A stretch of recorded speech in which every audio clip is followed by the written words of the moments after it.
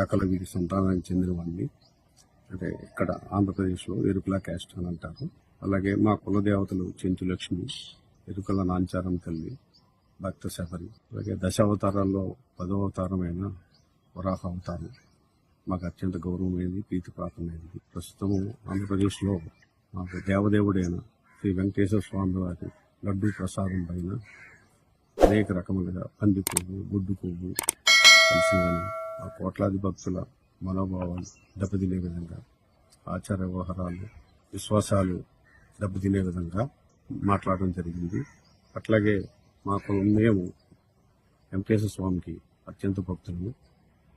మా కులదేవత అయిన ఎరుకల నాంచారమ్మ ఎరుకు చెప్పడం వల్ల శ్రీనివాసుడు కళ్యాణం జరిగిందని చెప్పేసి ప్రసిద్ధి. మేమందరం ఎంతో భక్తి శ్రద్ధలతోటి, భయభక్తులతోటి వెంకటేశ్వర స్వామిని ప్రధాన దైవంగా కొలుచుకుంటాము. అటువంటి శ్రీవారి లడ్డు ప్రసాదం మీద శ్రీవారి పట్ల అనేక రకాల దుష్ప్రచారాలు జరుగుతున్నందున మనస్తాపం చెంది తీవ్రమైన మనసు గాయపడి ఈరోజు పుల్లూరు పోలీస్ స్టేషన్ వచ్చి కంప్లైంట్ ఇవ్వడం జరిగింది. పోలీసు వారు కంప్లైంట్ తీసుకున్నారు. సిఈ గారు వేరే బందోబస్తు ఇట్లా ఉన్నారట. ఎస్ఐస్ మాట్లాడారు. దాని మీద లీగల్గా ఏమి చర్యలు తీసుకోగలమో చూసి చేస్తామన్నారు.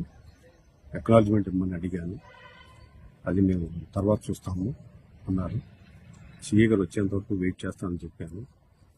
వద్దులేండి, మీరు వెళ్ళిపోండి, వెయిట్ చేయడం ఎందుకు, తర్వాత మేము చూస్తామని ఆ అక్నాలజ్మెంట్ ఇచ్చిన కాపీ కూడా ఎస్ఐ గారు తీసుకోవడం జరిగింది. ఎవరెవరి మీద ఫిర్యాదు చేశారు?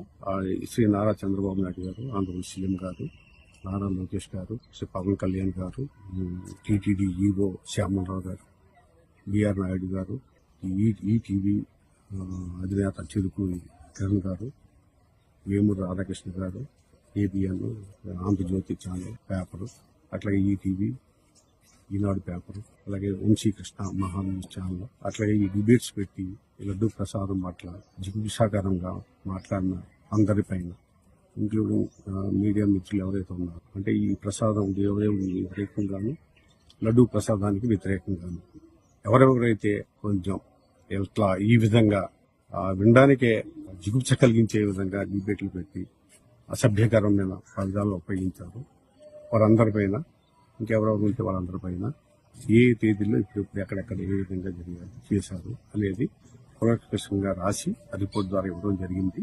దాని మీద లీగల్ యాక్షన్ తీసుకుంటామని పోలీసు వారు చెప్పడం జరిగింది. బట్ అక్నాలజ్మెంట్ మాత్రం ఇవ్వడానికి నిరాకరించారు.